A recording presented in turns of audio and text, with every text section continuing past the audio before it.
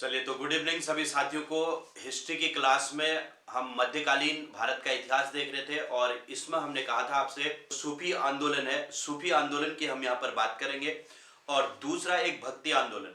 सूफी आंदोलन और भक्ति आंदोलन को पढ़ने के लिए हमने पिछली बार भी कहा था कि एक भक्ति आंदोलन और सूफी आंदोलन। यहाँ पर मैंने चार चीजें बताई थी। एक तो मैंने कहा था विजयनगर साम्राज्य यहाँ पर पढ़ना है, और दूसरा बहमनी साम्राज्य पढ़ना है, और तीसरा सूफी आंदोलन, और चौथा भक्ति आंदोलन।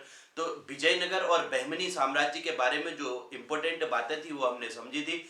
अब हम यहां से आगे बढ़ते हैं और बात करते हैं यहाँ पर सबसे पहले एक सूफी आंदोलन को समझते हैं और फिर भक्ति आंदोलन। तो आप लोग हेडिंग लिखेंगे अगला सूफी आंदोलन, नेक्स्ट हेडिंग लिखेंगे सूफी आंदोलन। और देखते हैं कि सूफी आंदोलन का यहाँ पर हमारे मध्यकालीन भारत में सूफी संतों का क्या रोल रहा था, उसको थोड़ा सा हम समझने का प्रयास करते हैं।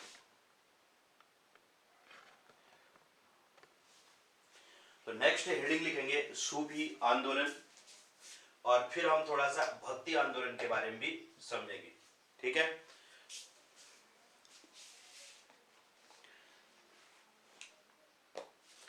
अब देखो सूफी संतों के बारे में थोड़ा सा समझना। सबसे पहली बात, सूफी जो है हिंदू मुस्लिम एकता के प्रतीक माने जाते हैं, एकता के प्रतीक माने जाते हैं, प्रतीक माने जाते हैं, पहली बात। दूसरी बात, सूफी संत जिन मठों में निवास करते थे, मठों में या आश्रमों में निवास करते थे, उन्हें खानकाह कहा जाता है, खानकाह कहा जाता है।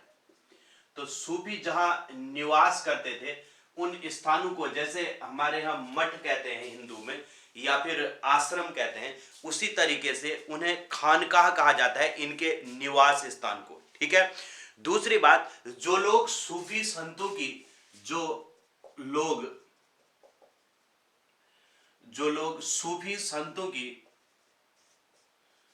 सूफी संतों की शिष्टता ग्रहण करते हैं, शिष्टता ग्रहण करते हैं, उन्हें मुरीद कहते हैं, मुरीद। ये शब्द याद रखने, आपने मुरीद कहते हैं।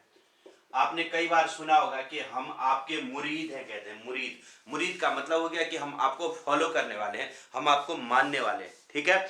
इसके अलावा देखो, सूफी जो संप्रदाय है ये कई भागों में बटा रहता था और इसको एक सिलसिला कहते हैं।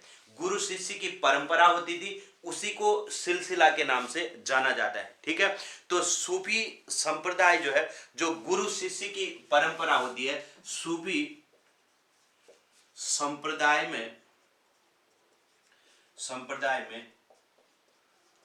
गुरु शिष्य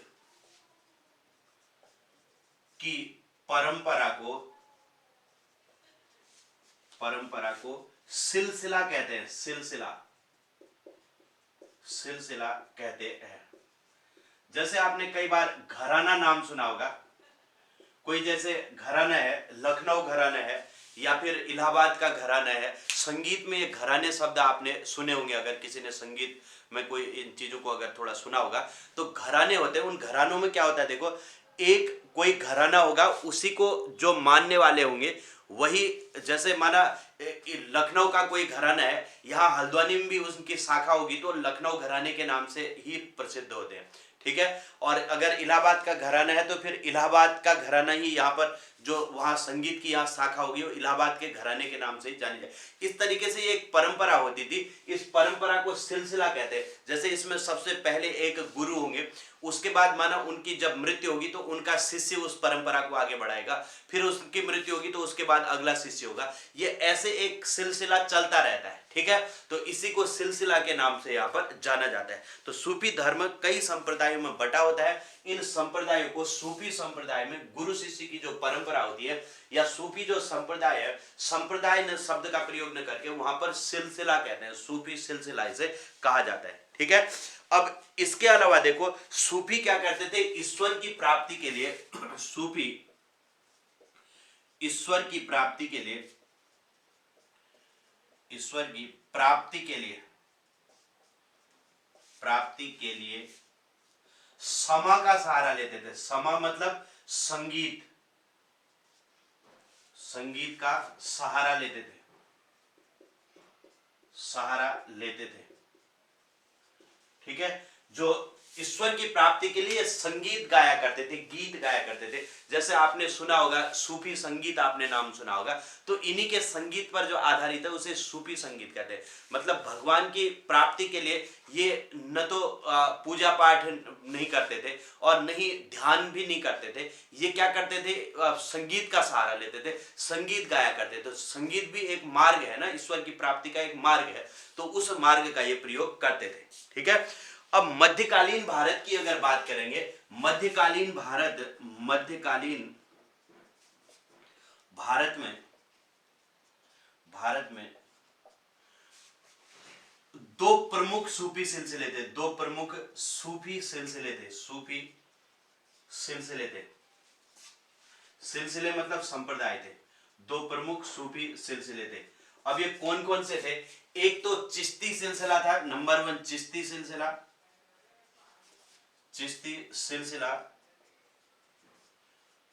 और दूसरा था सोहरावर्दी सिलसिला। ठीक है, ये दो प्रमुख सिलसिले थे, एक चिश्ती सिलसिला और दूसरा सोहरावर्दी सिलसिला। और भी थे, कई सारे थे, कादरी सिलसिला भी था और नक्शबंद भी था, ऐसे होने को तो कई सारे थे, लेकिन हम दो मुख्य जो थे उन पर यहां पर चल रहे हैं, एक चिश्ती सिलसिला और दूसरा सोहरावर्दी सिलसिला। ठीक है, तो इतने पॉइंट आप सबसे पहले इनको लिखो, फिर मैं इसके बाद सबसे पहले चल रहा हूं चिश्ती सिलसिले में या चिश्ती संप्रदाय में, और उसमें समझते हैं कि चिश्ती संप्रदाय के कौन कौन से गुरु हुए। इसको अच्छे से समझ लेना। सूफी सबसे पहले तो हिंदू मुस्लिम एकता के प्रतीक माने जाते हैं। दूसरा, सूफी संत जिन मठों में निवास करते थे उन्हें खानकाह कहते हैं। तीसरा, जो लोग सूफी संतों की शिष्टता ग्रहण करते हैं उन्हें मुरीद कहा जाता है। चौथा, सूफी संप्रदाय में गुरु शिष्य की परंपरा को सिलसिला कहा जाता है। और सूफी ईश्वर की प्राप्ति के लिए समा या संगीत का सहारा लिया करते थे। ठीक है, समा का सहारा लेते थे या फिर संगीत का सहारा लिया करते थे। ठीक है, चलिए ठीक है, नमस्कार सर, नमस्कार सभी साथियों को, गुड इवनिंग। और अब आप इतना लिख लीजिए और फिर इसमें हम आगे बढ़ते हैं, सूफी संप्रदाय को थोड़ा सा समझने का प्रयास करते हैं। ठीक है, ठीक है, तो इतने पॉइंट लिखे सबने। अगर किसी का कुछ रह रहा है तो एक बार इसका स्क्रीनशॉट ले लो। और इसमें क्वेश्चन पूछे भी जाते हैं, और ये क्वेश्चन तो एक बार केबीसी में भी क्वेश्चन पूछा था कि जो लोग सूफी संतों की शिष्टता ग्रहण करते हैं उन्हें क्या कहते हैं, तो उनका मुरीद कहा जाता है। मुरीद मतलब उनको जो मानते हैं, फॉलो करते हैं। ठीक है, मुरीद कहा जाता है। तो इस बात को आप लोगों ने ध्यान रखना है। ये शब्द जैसे खानकाह क्या होता है ये पूछा जाता है, मुरीद क्या होता है, सिलसिला क्या होता है। ठीक है, ये और समा क्या होता है, समा को भी ध्यान रखना। समा का मतलब है ईश्वर की प्राप्ति के लिए संगीत का सहारा लेते थे, उसी को समा कहा जाता है। ठीक, चलिए इसका स्क्रीनशॉट ले लेना अगर किसी का कुछ रह रहा है तो। ये इंपॉर्टेंट फैक्ट होते हैं, इन पर आप लोगों ने ध्यान देना है।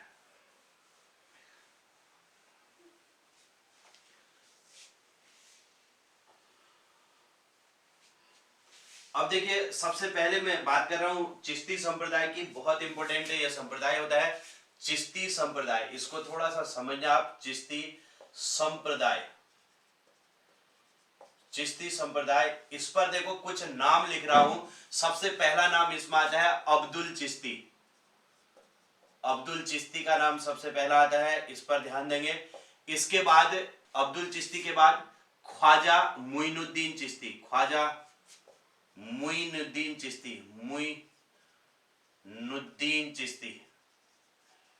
ठीक है, ख्वाजा मुइनुद्दीन चिश्ती। इसके बाद के सब आपने नाम यहां पर सुनी रखे होंगे, और इसमें कुतुबुद्दीन बख्तियार काकी का नाम सबने सुनी रखा था। कुतुबुद्दीन बख्तियार काकी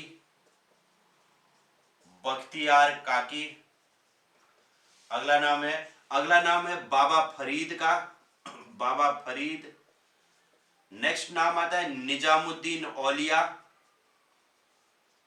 निजामुद्दीन औलिया का नाम भी सबने पढ़ ही रखा था, औलिया। और इसके बाद जो है शेख सलीम चिश्ती, शेख सलीम चिश्ती, इनका नाम भी सबने सुना था। ठीक है, ये चिश्ती संप्रदाय के प्रमुख, ये चिश्ती सिलसिला है या संप्रदाय है, इसमें एक अब्दुल चिश्ती है, ख्वाजा मोइनुद्दीन चिश्ती और बख्तियार कुतुबुद्दीन बख्तियार काकी, फिर बाबा फरीद, फिर निजामुद्दीन औलिया। और निजामुद्दीन औलिया के जो शिष्य हुए, इनको इनके वैसे कहा जाता है कि एक तो शेख सलीम चिश्ती थे और इसके अलावा एक अमीर खुसरो भी थे। ठीक है, इनके एक और शिष्य का नाम आता है, इधर पर ऐसे लिख दे रहा हूं अमीर खुसरो का नाम, ताकि आपको ये भी पता रहे कि अमीर खुसरो भी इनके शिष्य थे। अमीर खुसरो, इनके दो शिष्य थे, एक तो अमीर खुसरो थे और दूसरे शेख सलीम चिश्ती थे। ठीक है, इस बात को थोड़ा सा ध्यान रखने की जरूरत है, बस ज्यादा इसमें कुछ ऐसा है नहीं। क्लियर हो गया? इतने सूफी संत है। अब थोड़ा सा समझना, देखो सबसे पहला नाम हमने लिखा अब्दुल चिश्ती का। अब्दुल चिश्ती की अगर बात करें तो ये जो चिश्ती सिलसिला है इसके संस्थापक थे, चिश्ती सिलसिला के संस्थापक थे। और चिश्ती संप्रदाय की स्थापना कहां हुई थी? तो ईरान में हुई थी। तो अब्दुल चिश्ती ने इसने चिश्ती संप्रदाय की ईरान में स्थापना की थी, ईरान में स्थापना की थी। अगर आपसे पूछा जाए कि चिश्ती संप्रदाय की स्थापना कहां हुई थी, तो ईरान में हुई थी। और चिश्ती संप्रदाय की स्थापना किसने की? तो अब्दुल चिश्ती ने चिश्ती संप्रदाय की स्थापना की थी। पहली बात तो ये होगी। दूसरा देखो, ख्वाजा मोइनुद्दीन चिश्ती की अगर बात करें तो ख्वाजा मोइनुद्दीन चिश्ती ने चिश्ती संप्रदाय की स्थापना भारत में की थी। ठीक है, तो इसीलिए ये इंपॉर्टेंट है। तो इसके बारे में कहेंगे कि भारत में चिश्ती संप्रदाय की स्थापना की, चिश्ती संप्रदाय की स्थापना की एक बात तो ये होगी। दूसरी बात देखो, ये किसके साथ भारत आए थे? तो मोहम्मद गौरी का जब आक्रमण हुआ था तो ये मोहम्मद गौरी के साथ भारत में आए थे। ठीक है, तो मोहम्मद गौरी के साथ ये भारत आए थे। ठीक है, मोहम्मद गौरी के साथ ये भारत आए थे। और तीसरी बात, इन्होंने अपना केंद्र कहां बनाया? तो इनका जो केंद्र है वो अजमेर में है, अजमेर में इन्होंने अपना केंद्र बनाया और वहीं फिर इनकी मृत्यु हुई। और वहां पर आपने सबने सुना ही होगा, ख्वाजा मोइनुद्दीन चिश्ती की दरगाह है वहां पर। तो ये कई लोग जाते रहते हैं, है ना। कैटरीना कैफ को भी सर में रख करके जाते हुए आप लोगों ने उसमें कई बार देखा भी होगा, और लोग भी जाते रहते हैं।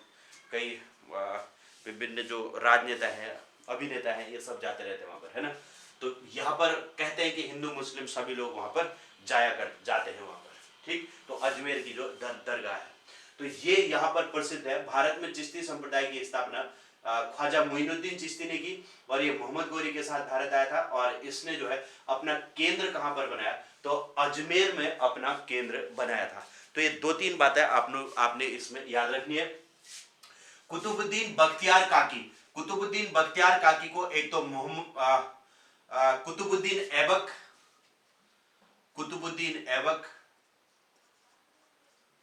कुतुबुद्दीन ऐबक और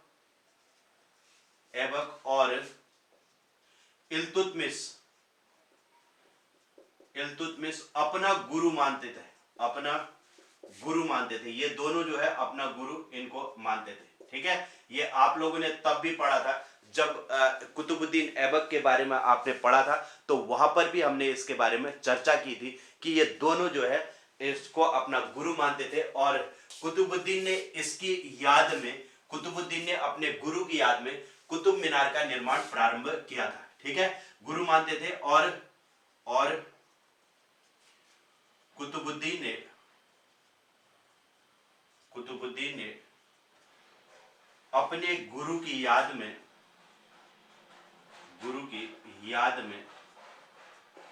कुतुब मीनार, कुतुब मीनार का निर्माण प्रारंभ किया। ठीक है, ये सब लोगों ने पढ़ा है और बाद में फिर इसे इल्तुतमिश ने बनाया था कहते हैं, और फिरोज तुगलक ने इसकी 5वीं मंजिल बनाई थी। ठीक है, तो ये आपको क्लियर है। इसके बाद आती है बात बाबा फरीद की। बाबा फरीद के बारे में थोड़ा सा समझना। बाबा फरीद के जो उपदेश थे उनको गुरु अर्जुन देव ने, बाबा फरीद के जो उपदेश थे उन्हें गुरु अर्जुन देव ने गुरु ग्रंथ साहिब में संकलित किया था। ठीक है, तो इस बात को ध्यान रखना, बाबा फरीद की जो रचनाएं थी उन्हें गुरु अर्जुन देव ने गुरु ग्रंथ साहिब में संकलित किया था। ठीक, तो इनकी रचनाओं को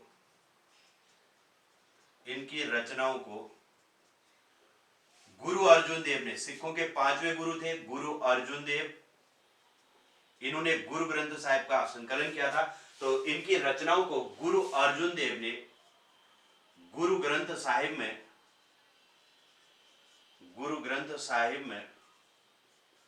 संकलित किया था।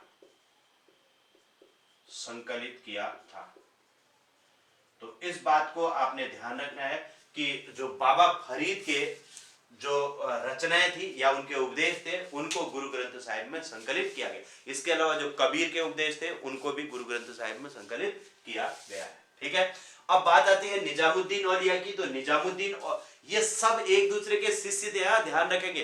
ठीक है, देखो अब्दुल चिश्ती के शिष्य कौन हुए? ख्वाजा मोइनुद्दीन चिश्ती। ख्वाजा मोइनुद्दीन चिश्ती के शिष्य कौन हुए? कुतुबुद्दीन बख्तियार काकी के शिष्य हुए बाबा फरीद के शिष्य हुए निजामुद्दीन औलिया के 2 शिष्य थे, एक शेख सलीम चिश्ती और दूसरे अमीर खुसरो। ठीक है, इस क्रम को याद रखना है, इसको कभी क्रम से लगाने के लिए आ जाता है कि किसके शिष्य कौन हुए, किसके शिष्य कौन हुए, बिल्कुल क्लियर होना चाहिए। चिश्ती संप्रदाय की स्थापना अब्दुल चिश्ती ने की, इनके शिष्य मोइनुद्दीन चिश्ती थे।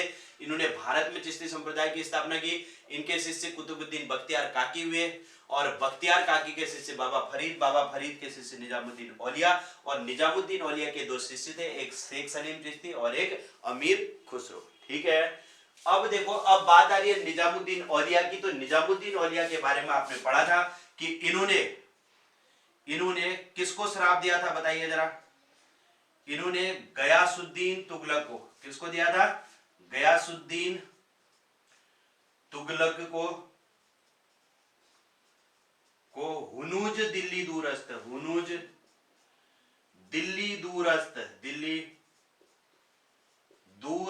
का श्राप दिया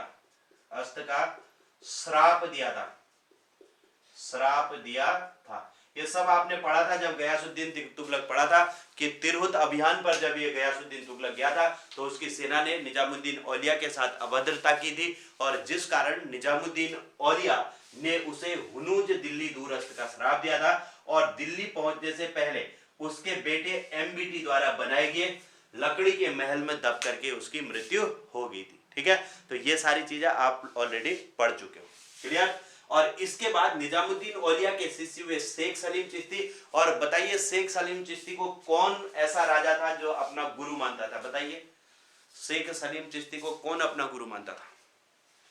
जल्दी बताइए।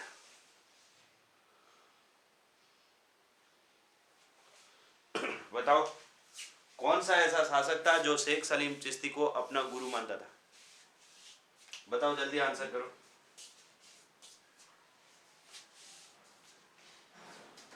आंसर करिए जल्दी। कौन सा ऐसा राजा था जो शेख सलीम चिश्ती को अपना गुरु मानता था?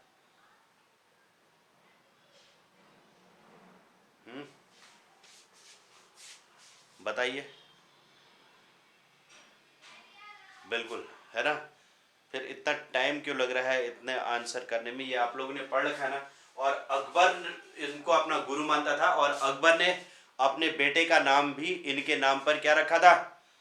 इन्हीं के नाम पर अकबर ने अपने बेटे का नाम क्या रखा था? सलीम रखा था, सलीम, है ना? तो शेख सलीम चिश्ती, इन्हें अकबर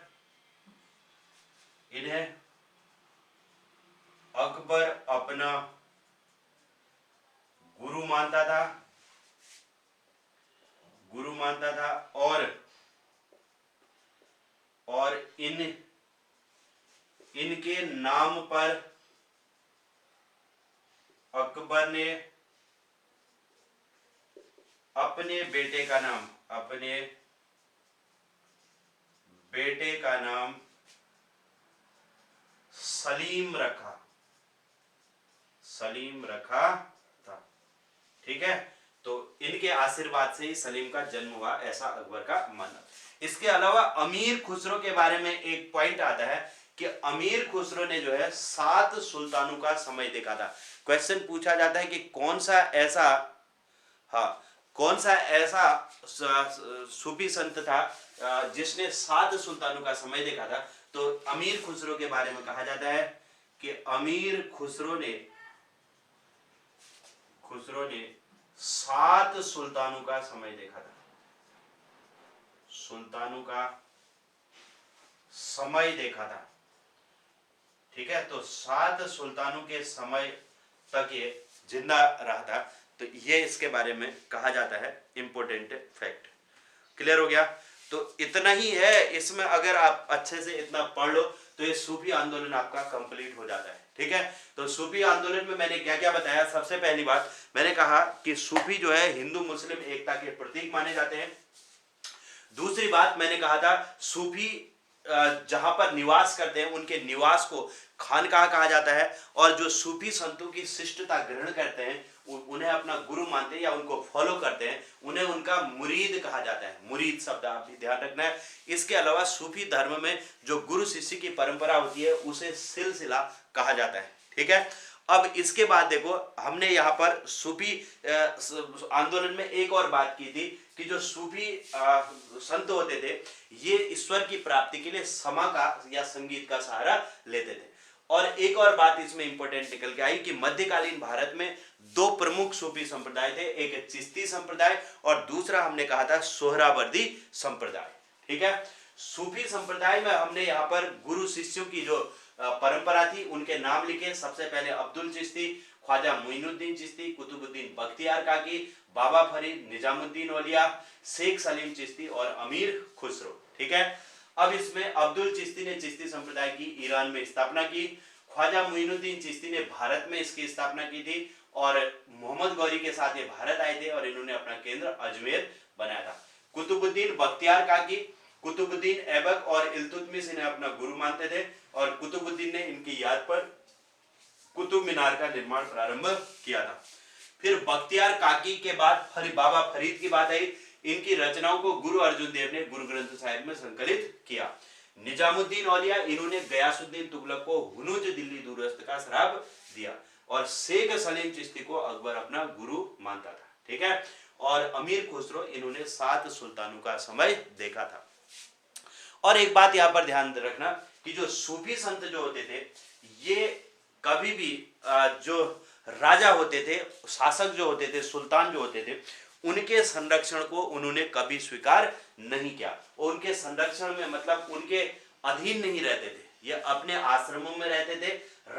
कई राजाओं ने इनको, जो सुल्तान थे, उन्होंने प्रयास किया कि उन्हें अपने दरबार में कोई बड़ा सा उन्हें महल दे दिया जाए और वहीं पर उनको रहने के लिए दिया जाए, लेकिन इन्होंने कभी उसको स्वीकार नहीं किया और ये हमेशा आरामदायक जीवन के विरोधी रहे। ठीक है, तो आरामदायक जीवन को इन्होंने स्वीकार नहीं किया, इस बात को आपने ध्यान रखना है।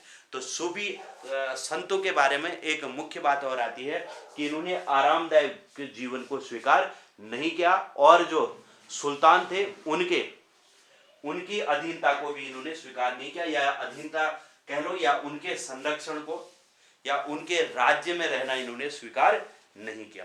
ठीक है, ये इनकी विशेषता है।